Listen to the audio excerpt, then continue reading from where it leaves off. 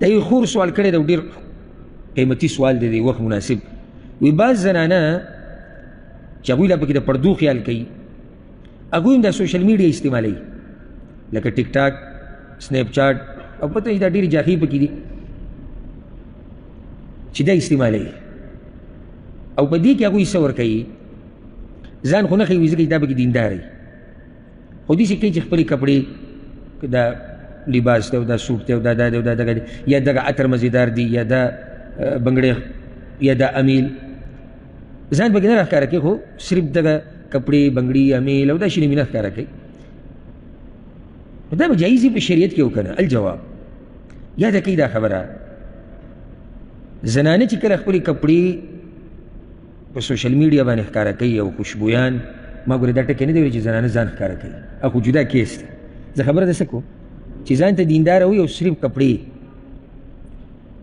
بورقې دا لا اوس ما عجیبه دینداري لیدلې ده چې نه جي دا ډېره دینداره جنۍ ده ډېره دینداره د دې ویډیوګانې داسې نه وي دې ښه پرده کړې او پکې صرف ګرځي را ګرځي عجیبه دینداري نه ده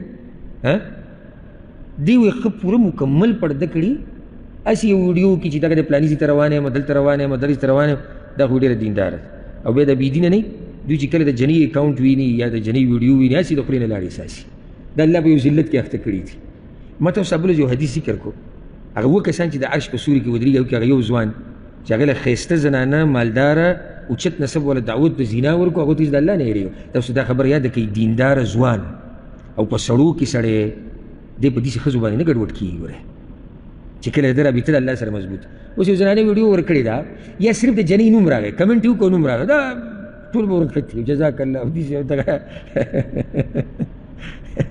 دا یو شرم دی یو ذلت دی چې سړی پکې اخته وي عالم به کمنټ وکړي د هغې له څوک ګوري ورته نه خو چې صرف د جنۍ نوم یو بیا مزه ده وکړي چې هغه هلک دي ټول ګورې خاندي او دا ورسره ټول رابطې کوي او ته بس داسې چې څه خدمت یې موږ ته وایي الله دې موږ د دې ذلت ته وساتي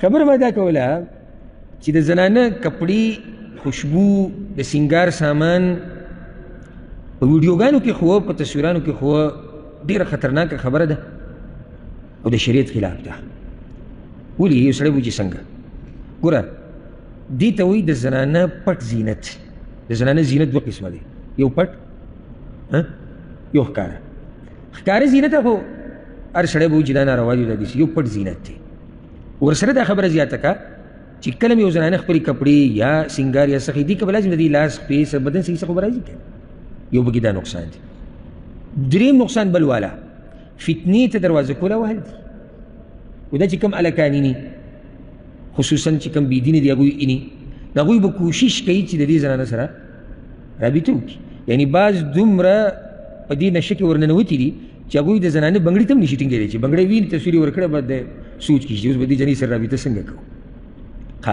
نو د دې نه دروازه له څه کولاو شوه د فحاشۍ او د شر دروازه کولاو شوه دا د شریعت قانون دی ګوره الذریعة الى الفساد یجب صدها کومه لار چې تا فساد ته رسوي هغه لار به بندې دا قانون دی که بالفرض موږ دا وویو لږ ساعت له به ومنو چې دې جنۍ دا کار څه دی روا دی خو دا لار څه ته ده لار فساد ته ده نو چې لار فساد ته ده موږ به یې د دغه فساد نه د بچ کېدو دپاره بندو الا دا چې کله پکې مصلحت وي او هغې ته ډېر ضرورت وي لکه مثال پرې درکړم خبره به ښه واضح شي زنانه ته کته ولې حرام دي پردۍ زنانه ته بې وجې کته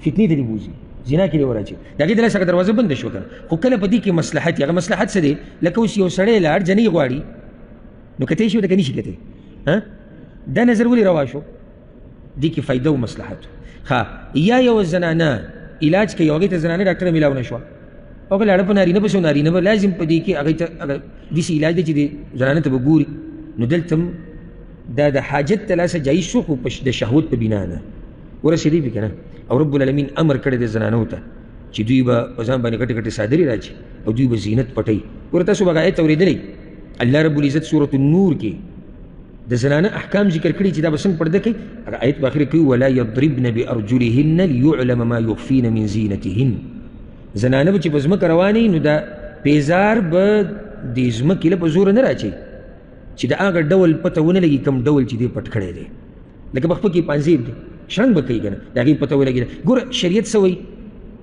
وایي زنانه چې بهر ته وځي خوشبو به نه استعمالي. ولې؟ ځکه چې دا خوشبو هم زینت دی، دا خوشبو هم زینت دی، انسان شهوت راوچتوي. رب العالمین چې یو کار حرام کړي هسې نه حراموي. یعنې دا ډېرو خلکو ته به دا خبره محسوسه شوي چې کله زنانه ستا په مخ کې تېره شوه که نه او دې خوشبو لګولي، نو دا د انسان شهوت خوځوي او دا د انسان میلان دغه طرف ته، یعنې که نور څه ونه کړي که نه خو سوچ یې لاړ شي. نو شریعت ځکه هغه دروازه بنده کړه. نو څنګه یو زنانه راځي او هغه په سوشل میډیا باندې ورکوي چې دا زمونږ کپړې دي او دا زمونږ جامې دي او یارانې صفت کوي، دا پکې کمه وه دا وایي ډېره انتهایي پردې وره. پردې وره کار د سوشل میډیا سره څه دی؟ او دا خبره یاده کوي نن سبا ډېر خلک د خپلو کورونو نه غافله دي. زه لږ نه یم ډېر، پلاران، رونه، نیکونه، ترونه، ماماګان نظر ساتئ. زه دا نه یم چې دروازه د بدګماني کولا وکوي، خو موږ ته ذمهواران یو. الرجال قوامون علی النساء، سړي مشران دي په ښځو باندې. نو د مشر څه کاري؟ نظر ساتي. ته صرف مشر دی چې پراټه به خوري او انګولې به دله پخوي او بیا به د شپې شهوت پوره کوي. مشر یعنی مشر. موبایل کور کې استعمالیږي، چا سره ولې څومره د یو څو تپوسونه لازم کوه، د کوه. یعنی کله نه کله داسې یو حادثه راپېښه شي چې بیا که سړی ډېر تپوسونه وکړي خو هغه فایده نه ورکوي.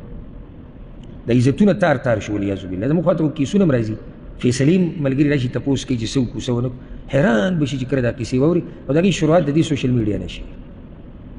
او په هغې کې کردار د بېدینو هلکانو ډېر دی چې دوی ناستي او دقه شان ویډیوګانې او دقه شان کیسې او دا ګوري او دا مخکې نشر کوي او دوی سره رابطې. نو الله دې زموږ په حال رحم وکړي او الله دې به موږ پردې راواچوي. خو دا درته بیا وایم او بیا وایم چې نظر ساتئ، خصوصا مسافر ملګري، رونه، مشران، کشران، چې خبره یوازې دا نه چې ته دې ته خوشحاله چې زه د میاشتې 1000 ریاله 2000 3000 او 4000 لېږم او هغوی ماړه دي.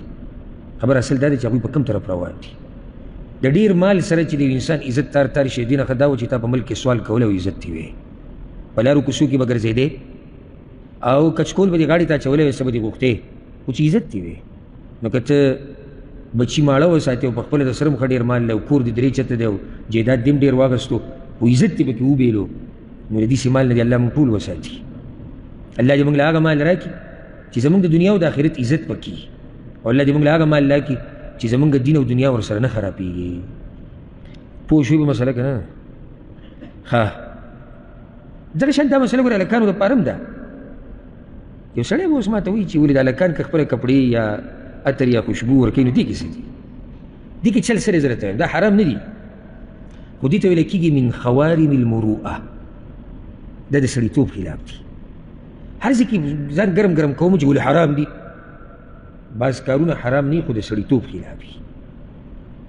لکه اوس که ماته یې کې که نه، زه دا خبره زما ضمیر نه مني چې زه خپلې کپړې او دا زما کپړې دي او دا مې نن عطر واخېستو، دا زه نن ناست یم ډوډۍ ته او دا زه یم او دا مې پلار دی او دا مې ماما دی او دا مې کاکا دی، موبایل نیسه. که مېلمه راځي چې د هغه ګونې ته موبایل نیسه، که پردې را روان یو هغه ته موبایل نیسه، که دغه را روان. یو موقع راله کله ناکله نادرا یو سړي یو ویډیو وکړه یا یو خبرې ملګرو له ورکو، صحیح شو.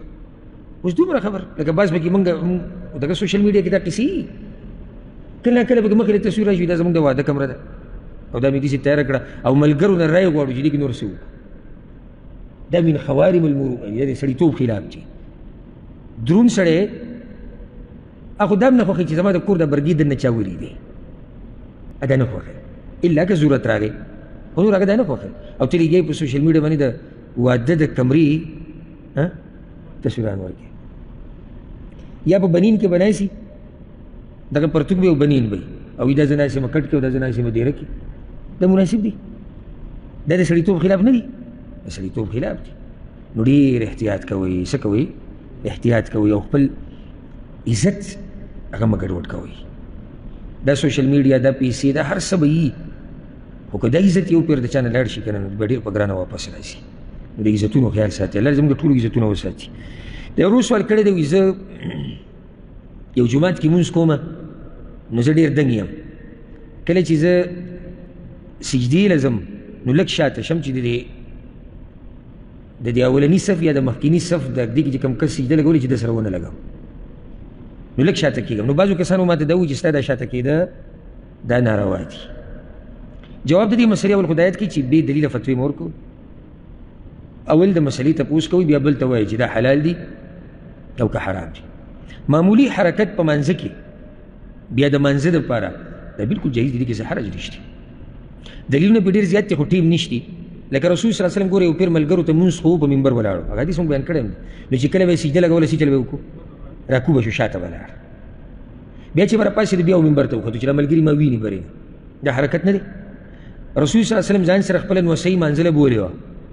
نو چې کله به رکوع سجدې له تونو هغه به یې کېنوله، چې کله به پاڅېدو هغه به یې راواغسته. هېڅ خبره نه ده. هغه حرکت چې معمولي او ضرورت ورته وي د مانځه دپاره وي، دې کې څه حرج دی.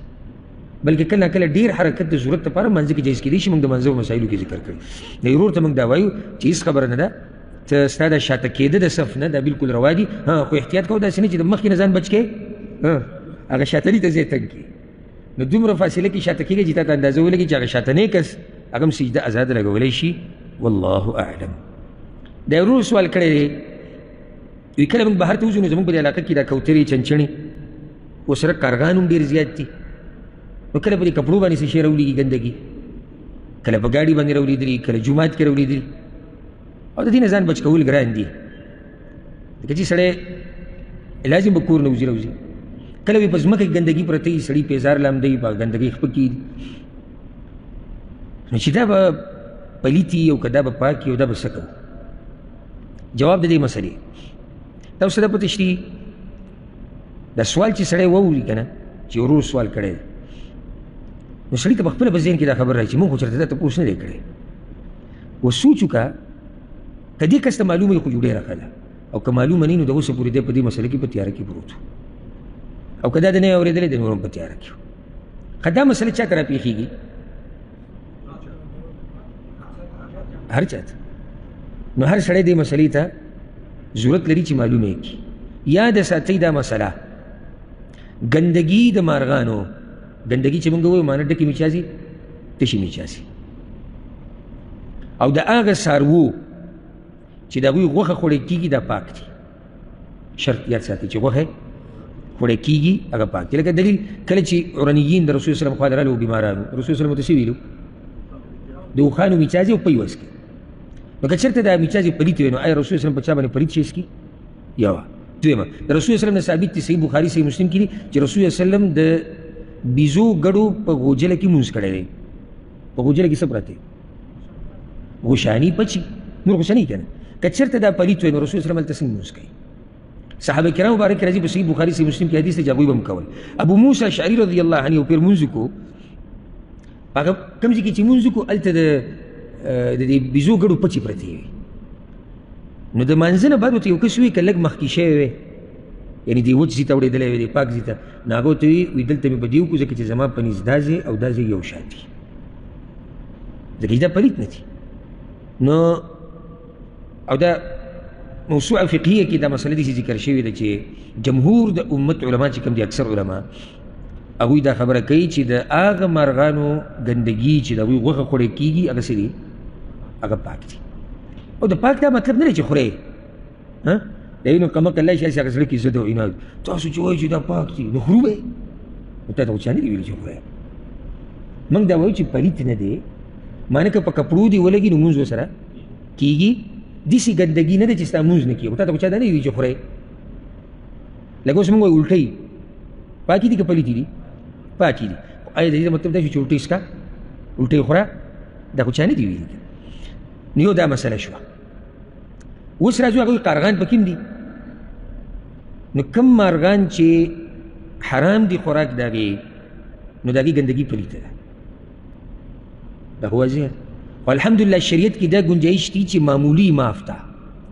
الله اکبر. ولې معمولي ولې معاف ده؟ ځکه چې د دې نه بچ کېده ګران دي. رب العالمین موږ په مشقت کې نه اچوي. اوس که داسې چې ته موږ ته شریعت ولګي یو ټک ولګي یو بس هله منډې کوو کپړې انسان، نو بیا به خلک په مشقت کې پرېوتی وي. نو ځکه یاد ساتئ هغه مارغان چې هغه حرام دي د هغې خوراک، نو د هغوی ګندګي هغه پلیته ده او معمولي څه ده؟ معمولی معاف ده، معمولی معاف ده. او چې ډېرې بیا به لازم دا ځای هم پاک کړې، که دغه پیزارو کې مونځ کې دا پیزار به هم پاک کړې. خو دلته یو بله مسله راځي، دا بس د فایدې دپاره تاسو ته ذکر کړو. او زه چې تاسو زیات نه زیات څه زده کوئ دا زما دپاره خوشحالي ده. اوس دا چاته پته لګي چې د بر نه چې دا کومه ګندګي راغله دا به د کوتري که دا به د کارغۍ، نو څه به کوو؟ کور کې درسره کتابونه شته چې وګورئ که نه؟ دا مسله الله تاسو ته داسې الهام کړی در یاده کړې ده، ځکه د علم مجالسو ته تګ لازم دی. علم داسې نه دی چې تا پسې به در روان وي ور به درته ټکوي چې السلام علیکم راغلی ماله ځای راکړه، ته به په علم پسې ځي دروازه به ټکې. نو دلته به اوس څه کوو؟ اوس که چېرته یو سړی شکي شي چې دا به د کوتري که د چنچڼي وي که د کارغه وي، نو موږ دلته دا وایو چې شکل اعتبار نشتی، شکل اعتبار نشتی. او اصل دا دی چې دا پاک دی، اصل دا دی چې دا پاک دی. او ګمان دقه دی چې دا د کوتري دی یا د داسې مارغه دی چې هغه څه دی، هغه حلال دی او الله رب العزت ته په دې نه رانیسي.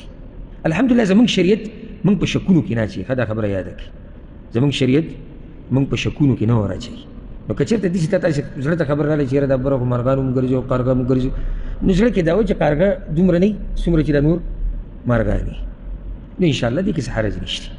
ښه دا ورو سوال کړی دی او دا به اخرنی سوال والو وایي چې مؤذن اذان کوي نو واجب دی چې زه د جواب ورکړم. نو جواب دی ساته موږ دا مسله ذکر کړې وه که موږ چې مانځه مسایل بیانوو یا د اذان، چې د مؤذن د اذان جواب ورکول سنت مؤکده دي، واجب نه دي. او په هغې دلیل دی، لکه حدیث کې دا راځي چې رسول صلی الله علیه وسلم یو پیر د یو مؤذن اذان واورېدو نو دی وی علی الفطره، وی دی په فطرت دی یا دا خبره د فطرت ده. لکه جواب لازم وي بیا به نقل وي چې هغه جواب ورکړو، خو دلته بله خبره وکړه.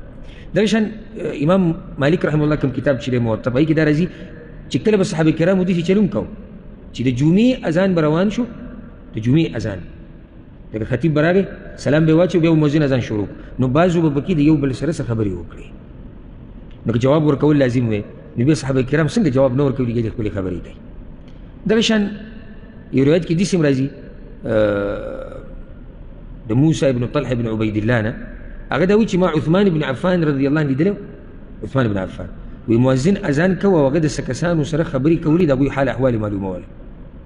یعنې مؤذن اذان کو او عثمان بن عفان ولاړو څه کسانو ته یې ویې څنګه یې ښه یې صحت هم ښه دی، لکه داسې دا خبرې. نو که چېرته د مؤذن جواب لازم وی بیا به هغه دا خبرې نه کولې. والله اعلم.